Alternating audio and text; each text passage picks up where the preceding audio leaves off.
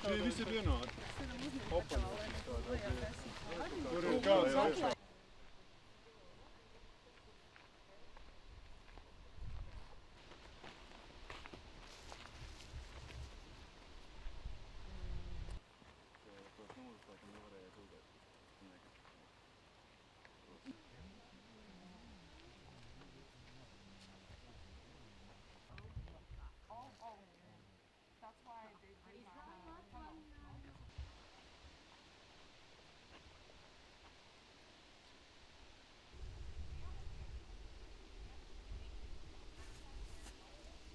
Tā kā sabotāžas un diversijas un dažādu veidu provokācijas spiegošanas nav nekas tāds, kas kaut kad sāksies nākotnē, tas notiek šobrīd. Vai ir iespējams kāda veida vēl cits iespējamais kāds vai iebrukums vai kas?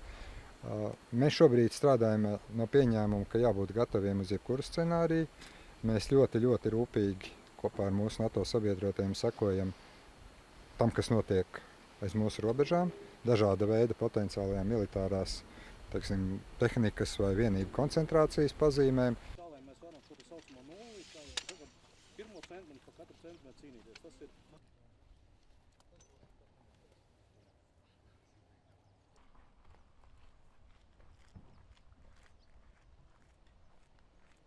saucamais MBS posms. Pabeidz, tas ir kopā pirmie kārti, tās nec un iekšiem, tagad uzsāks.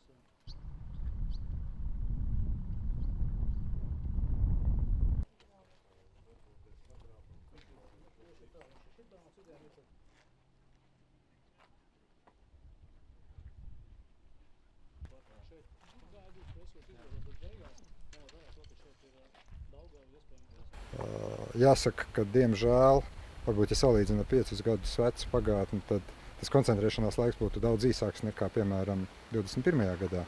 Un šobrīd šāda pazīme nav. Katrs brīdinājums ir jāuztver nopietni, bet ne absolūti. Jo es negribu aizvainot izlūkdienestus. Tas vienkārši ir tāds salīdzinājums. Ar izlūkdienestu prognozēm ir dažreiz tā kā ar laika prognozēm. Viņas var būt precīzas, bet dažreiz un diezgan dažreiz viņas arī var nepiepildīties.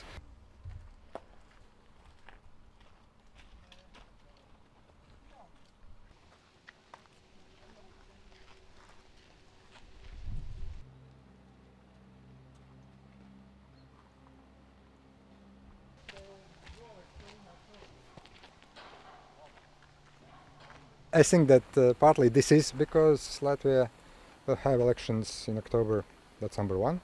And of course then it's very important somehow to show that we are not able to cope with the pressure, to somehow indirectly influence electoral process, to somehow also make our public feel unsafe and vulnerable.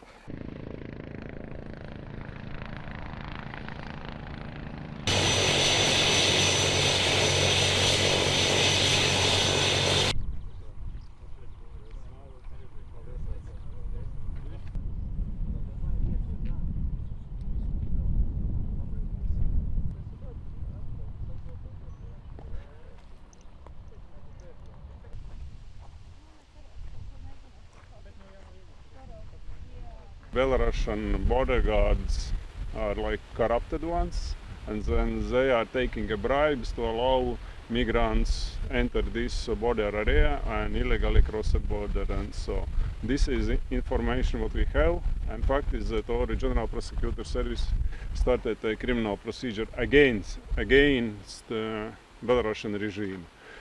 Pressure is high, it's true, but according to information what I have, this tunnel was used only once, and so it means we apprehended migrants in the first attempt.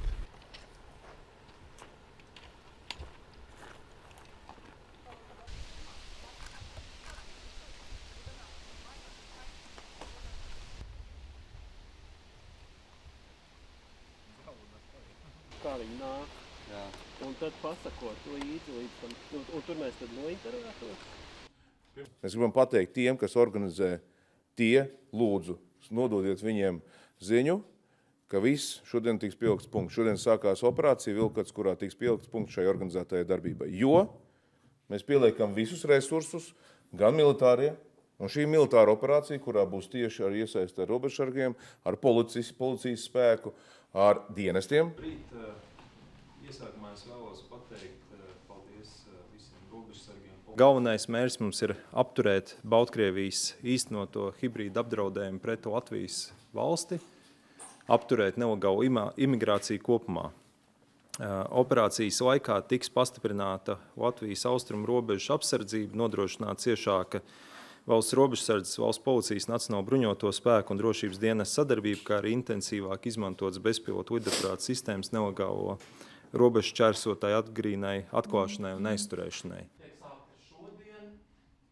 Operācija ir sākusies šodien. Ja viss notiek pēc plāna, mēs esam pārliecināti, ka mēs jau izdarīsim pietiekami nopietnas sitienas pa sistēmu, kur vienkārši nebūs vairs interesanti. Galvenais elements šī ir pārvietot šos te tālāk uz Eiropu. Neviens jau te ļoti negrib palikt šeit, viņiem ir gala mērķis jau garšīgāk, teiksim, vieta, siltāka vieta, ne šo ziemu pārdzīvot šeit. Tāpēc galvenais elements šī stāstā ir atbalsta punkti Latvijā un viņu pārvietošana. Tas ir tas, kur ir jāsit visu pirms.